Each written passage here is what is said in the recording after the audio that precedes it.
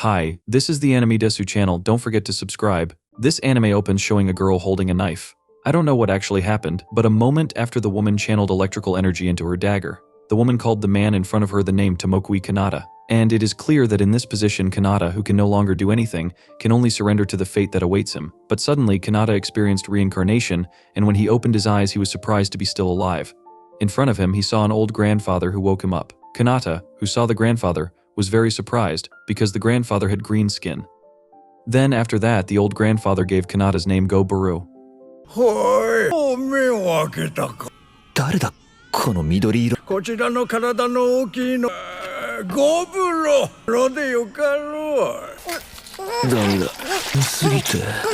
On the second day, when Gobaru woke up from his sleep, he was surprised because he was surrounded by green-skinned babies, and Gobaru realized that he was born as one of the goblins without powers. On the third day, Gobaru is now an adult and believes that goblins are a fast-growing species. Gobaru was very grateful and said in his heart, "What is his place like? What is he like now? The most important thing right now is his second life, and he will make good use of his life." On the fourth day, the goblins gathered and the old man gave food to all of them. The old grandfather then explained that this food was the last meal for all of them, and the old grandfather said that tomorrow they would have to find their own food. After that, Gobaru came out of the cave for the first time and he looked up at the sky and the sun. There were even some strange birds scattered around, and there were some strange plants that he had never seen before.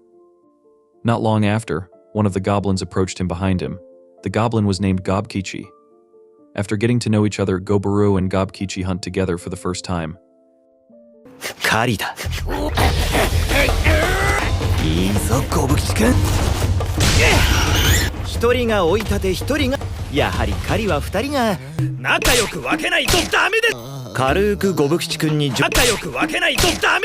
After successfully getting the horned rabbit, Gobaru then broke its horn and suddenly a notification appeared in his head.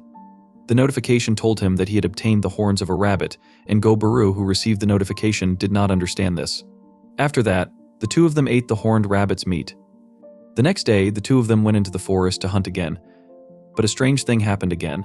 After eating the prey, he now gained the ability to escape. After that, Gobaru realized that it was all an absorption ability. That ability was an ability he had in his previous life, an ability that only espers possessed. This ability can eat iron, gold, or poison. He can eat them all and will get the ability. But unfortunately, the abilities he gained in his previous life have been erased. In the evening, a goblin woman came, named Goblin, who praised the two of them for successfully eating the horned rabbit. Then Gobaru invited Gabai to join in the hunt. Gabi, who heard this, was very happy and agreed to the invitation. The next day, when they wanted to go hunting, it suddenly started raining, so they couldn't enter the forest to hunt. When Gobaru made a weapon, the old grandfather came over to Gobaru. The old grandfather's name was Gobji and explained that he was the one who brought Gobaru into this world. The old grandfather was also the head of the cave. Gobji's grandfather said that with this Gobaru would definitely be able to raise his level easily. These words made Gobaru confused about what he was hearing. Gobji's grandfather then told him that by placing his finger on his head, he could find out a person's level. Gobaru then did that, and suddenly it occurred to him that he was now at level 86, and with a certain level Gobaru could evolve into a creature of a higher level. On the 8th day, Gabi was finally able to join the hunt together.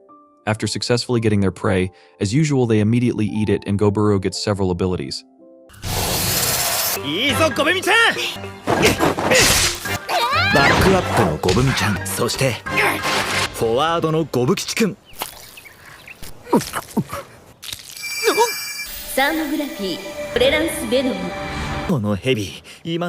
At night, when Gobaru was fast asleep, it suddenly occurred to him that Gobaru had now reached a certain level, and then another notification appeared telling him that the evolution had been successfully completed. When the choice notification appears, Gobaru selects yes. The next day when he woke up from his sleep, he was surprised because he had evolved. Where now his body is like in the past, at the same time the Gobkichi has evolved too. To praise their new abilities, the two of them then went to hunt the wolf beast. After successfully defeating the wolves, Gobaru again gained several new abilities. At that time, Gobaru woke up Gobji and told him the incident of their human captive who had died after drinking poison. In order to honor those who have died, the Gobaru burns the human captive so that the dead will rest in peace in nature. On the 26th day, Gobi was seen carrying out training with other goblins. In the middle of practice, Gobaru summarized what he had gone through previously. He realized that if the goblins continued to eat a lot of monsters, they would gain all the power from those monsters. Not long after, several goblin robbers were seen coming, and were greeted by Goburo with his 2 swords. Seeing this, Gobji stopped him and explained that they were a team of migrants who were looking for food supplies for them. In other words, they are the current generation of Goburo parents. Long story short, after they collected the cargo they were carrying, it was seen that there were several human captive girls, and it was considered a quality product for all of them. Gobji, who saw this, was very happy to get some girls, after losing the human captives before. Even though they planted human seeds, somehow the ones born were always the goblin race. When Goburo asked the goblin robbers to guard the girl captives, the Hug leader immediately stopped him. The leader was named Hobkin, then he immediately grabbed Goburo's clothes and immediately shouted at him. When things got heated, luckily there were 2 women who stopped him. He is Hobsato the swordsman and Hobsai the magician. The 2 of them then give advice to Goburo and Hobkin to fight each other, and if they win he will become the keeper of the female captive and will become the leader of the village. However, they were both prohibited from using weapons when fighting, and they both finally agreed to this rule. Long story short, Goburo won the fight in a very short time. He used a spider's web after eating the flesh of a demon spider. Everyone who saw it was very surprised by Goburo's abilities. Because Goburo had won the battle, the old generation had to recognize Goburo as the new village leader.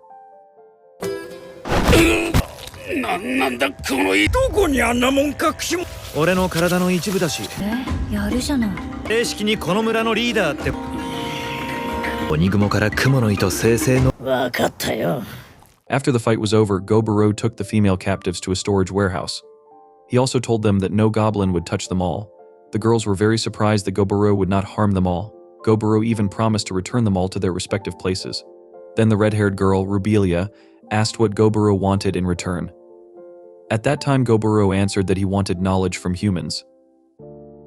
In the afternoon, Goburo was seen punishing 2 older generation goblins because they dared to disobey his orders. As their grudges escalated, the older generation of goblins broke the Goburo's rules to touch the girl captives. But just when they wanted to give vent to their lust, Goburo suddenly came and slaughtered all the goblins who refused his orders. Not long after, Gobkichi and the others came. Goburo immediately ordered Gobkichi to take Hoban out, as well as his subordinates, and summoned the goblin raiders to gather outside. That's how Goburo controlled the situation, as well as showing off his power and strength from the goblins.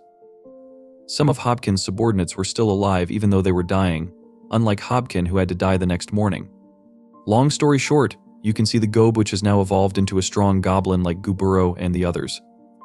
After that, Goburo divided the tasks into several divisions: the weapons division led by Gobkichi, the arrow division led by Gobmi, the sword division led by Hobsato, the magic expert division, which had no one yet, led by Hobsai, and the simple task division led by Gobi. After giving orders to each division to train their subordinates, Goburo entered the forest to look for monsters to increase his strength.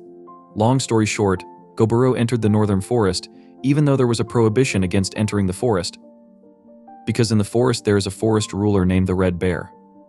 Unfortunately, after a few seconds Goburo entered the forest, he immediately met the forest ruler, the Red Bear. After the magic skill of the Goburo was sacrificed with one hand, the Red Bear looked angry when facing the Goburo. The claws of a red bear can even tear apart a super thick body, clearly making the Goburo continue to dodge and hope that it doesn't get hit by the claws. Goburo then launched his spider thread skill to stop its movement. But unfortunately, the red bear managed to free itself and let out a fire that could heat up the forest area. Long story short, after burning the area around him, Goburo appears to challenge him again after healing his burns. Unfortunately, when Goburo managed to block the burst of fire from the red bear using his water protection skill, unfortunately he didn't take into account whether the regional ruler in front of him would immediately die or not after he stuck his sword right into its throat.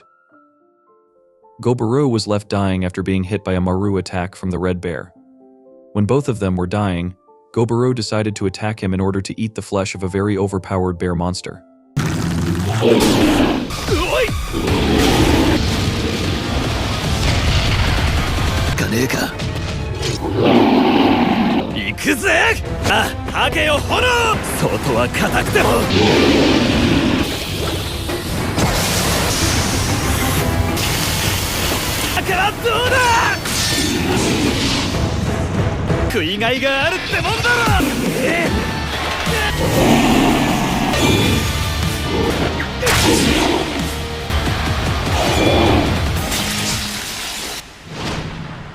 After a fierce fight with the Red Bear, Goburo finally succeeded in defeating the ruler of the Red Bear region, even though he was in a dying condition and one of his hands had been cut off.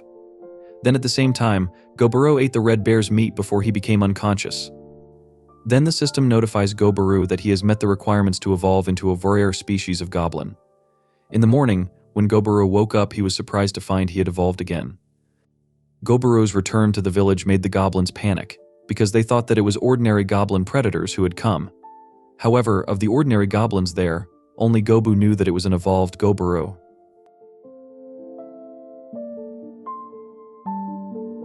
The anime starts when Goburo enters the cave. Everyone inside is shocked to see Goburo's very different changes. Currently, Goburo has evolved into an ogre. Even 1 month after being born, he managed to defeat the ruler of the northern forest, namely the Red Bear. On the 36th day in the morning, after doing training, the goblins were seriously injured. After he delivered an attack using little force, even the armor used by Gobkichi was almost destroyed. Therefore, they had no choice but to stop the training, after treating one of the goblins who was injured as a result of the attack. On the 37th day at noon, when everyone had done a little exercise and was resting, suddenly Gob came shouting for help from Goburo. It turned out that Gob was carrying a woman from the village who was seriously injured. Even her whole body was covered in blood. While Goburo was administering first aid, Gobi explained that when he was digging in the ground, it turned out he was already there. After recovering from her injuries, the woman introduced herself as Returner. She explained that she had been attacked by several humans. Then Goburo looked at Returner's forehead and there was a jewel. He explained that the jewel was a high-level material, and if the jewel was sold, it would probably be worth up to 1 billion gold, and that might also cause human race adventurers to target it. Then Returner prostrated himself in front of the Goburo and asked for help to get rid of the human adventurers. He also explained that his life was very short, that's why he wanted to borrow the Goburo's power to get rid of the human adventurers.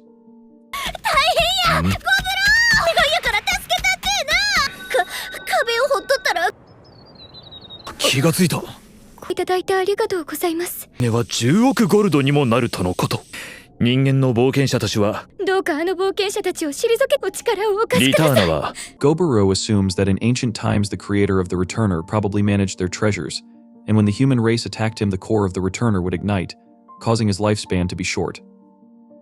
Then the Returner explained that inside the treasure there was a legendary item that Velvet had collected in her lifetime. The Returner told them all that the creator really hated the human race. The creator didn't want their treasure to fall into human hands. He also explained that his master would definitely give the legendary item to Goburo, because he was sure that his master would definitely give him all the treasure.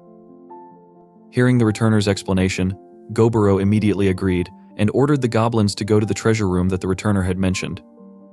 Goburo explained that he would only chase away the humans, and he would try his best to persuade them all, but if Goburo failed, he would use a little violence. Long story short, they went to a hole that had been dug by Gobe and walked straight to Velvet's treasure room. The first thing Goburo will do is try to persuade them all, and he asks Gobkichi to hide with the others. That's why Goburo himself will meet the adventurers. After Goburo met the adventurers, suddenly one of them attacked Goburo. But the attack was easily read by Goburo. Immediately Goburo said with stupid people, "Don't you know that this is someone's place, and you want to kill the owner of this place? You even want to take other people's treasures without saying anything to the owner, right?" That's what is called robbery and murder. Because he was annoyed with Goburo, one of the human races attacked Goburo. As a result of this incident, Goburo was very angry, and he attacked the adventurer along with the other goblins. After successfully defeating them all, Goburo took the adventurer's items, then ate them and gained various abilities. After that, they all headed to the deepest place where all the treasures were kept. At that moment, the Returner was very happy because he had been helped by Goburo and then disappeared in front of Goburo. Then a gem from the Returner fell into Goburo's hands, and Goburo swallowed the gem and gained a new ability. He then decided to burn the Velver, but a legendary level artifact fell and Goburo used it on his left hand. After using it, Goburo gained various powers, and now his left hand has returned to how it was before. On the 39th day after completing the mission, Goburo gave 10 weapons to the hobgoblins.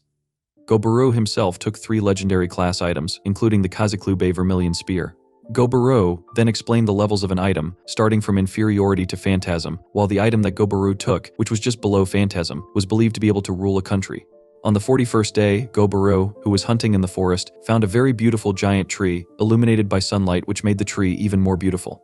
After seeing that the tree came from a species of dryads, it was believed they could influence men of other races as their source of nutrition. With their cute faces and smooth bodies, dryads are able to deceive men. Long story short, a woman from the dryads approached Goburo and teased him. Even though Goburo had tried to resist the temptation, unfortunately Goburo's mentality was not strong enough to resist it. However, instead of becoming nutrition for the dryads, Goburo actually got a new ability called the Dryad's Blessing.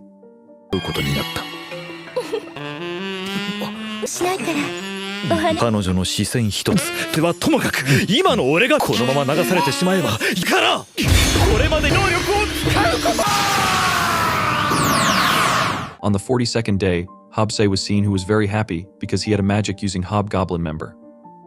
Long story short, throughout Goburo's day with the girls, he was shunned and even received angry looks from all of them.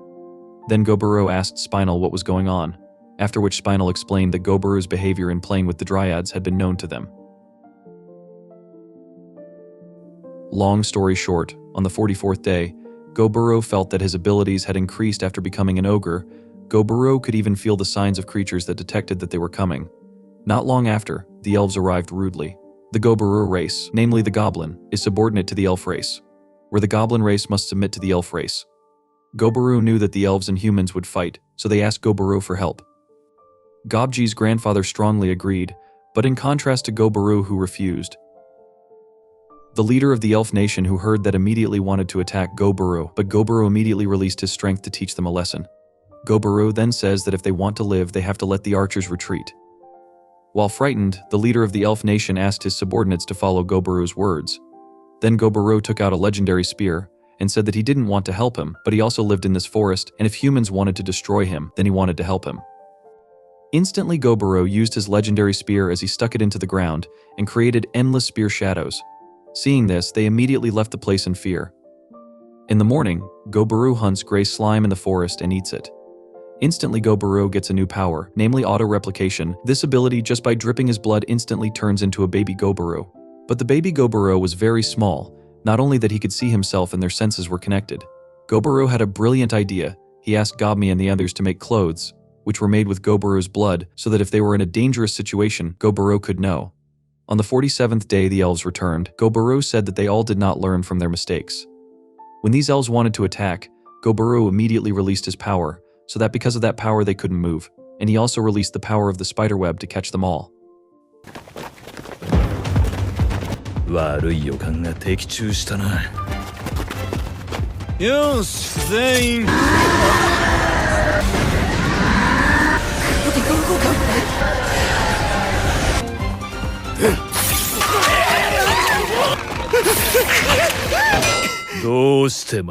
On the 48th day, Gobkichi was seen fighting a monster in a forest.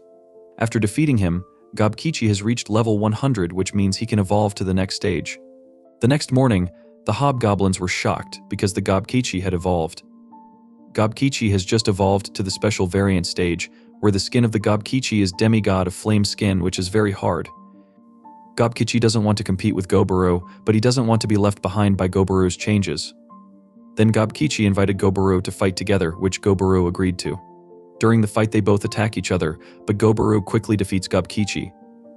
He is the strongest because he has several advantages in fighting. From this fight, it was proven that Gobkichi had become his rival.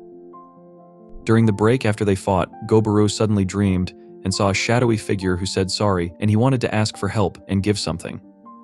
Then Gobi invites Goburo to show something, and it turns out that the hobgoblins have evolved because Gobkichi motivated them all. Furthermore, Hobsei had evolved when he woke up in the morning, and it seemed like Hobsei had grown into a family of lords. Usually the lord's family didn't have such a mark, and this mark turned out to be almost similar to the Goburo mark. After that, they all tested their new abilities, and the results made Goburo very surprised, and it was very likely that Hobsei would evolve into a spell lord later, and Goburo gave Hobsei new clothes and a magic wand. ホブセイさんも彼女がなったのはハーフスペルロードらしい。何をぼさっとしているか、能力がどれくらい上がった。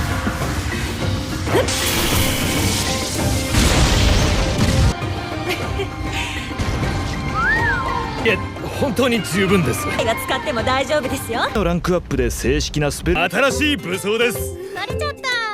サトちゃんもランクアップ率が異常に俺であることには間違いないだ。 On the 53rd day, while searching in a forest, Goburo saw a human being killed by someone. He thought that humans had unique abilities, and when Goburo killed him, he got the abilities of that human figure. At night, Spinal shows the results of her discovery to Goburo. When Goburo tried it, he thought it was sake, and this made Goburo happy with the discovery. On the 57th day, it was seen that Gobi had succeeded in defeating the unicorn beast. After that, Goburo tried the monster timer's abilities on the unicorn, and as a result the animal became their first tame animal. And at that time they also got other animals such as black wolves, which now serve as guardians for women from the human race. On the 59th day, something very surprising happened to Goburo, where Rebellia, who thought she was a novice knight, has now evolved into a formidable knight. When Goburo ate some meat, suddenly Rebellia asked for that meat too. When she ate the meat, Rebellia suddenly got a job, namely Noir Soldaf. Rebellia is required to eat monster meat, otherwise she will die, but if she succeeds she will experience a tremendous increase in strength. At night, Goburo found out that the kobold race was being chased by something. When Goburo wanted to find out who was chasing him, he couldn't see him because at that time the sky was dark, even though he had used his detection ability. Because of this, they were all ready to confront him, and it turned out that what was chasing them was a skull monster made by magic. After defeating the monsters and successfully saving the kobold race, they all thanked the Goburo while prostrating themselves before him. Goburo then told them all to mention the wound first, after which they would talk about what had happened.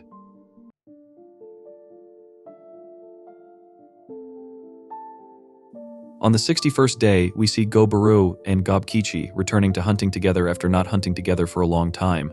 Coincidentally, there they both saw a group of people, 12 people who were planning something. In the end, what they wanted to hunt didn't happen. Instead, the two of them followed the human to the edge of the road. Later that night, Goburo digs up information about what the goals of these humans are. It turns out their goal was to kidnap the elf princess, who tonight the elf princess wanted to return home from the festival. Not long afterward, it was true that the elf princess arrived, who was closely guarded by the elf guards, but the humans managed to overthrow the guards using arrows and managed to get the elf princess themselves. Meanwhile, Goburo felt bad if he knew about this incident, but he just let it happen. So Goburo and Gobkichi saved the elf princess and took all the human prisoners. The next day, while digging up information, it turned out that in the next 20 days these humans would attack the elves again. Then Goburo didn't want to let go of the humans, and Goburo immediately took power from these people. Immediately, he got a lot of power from the 12 humans.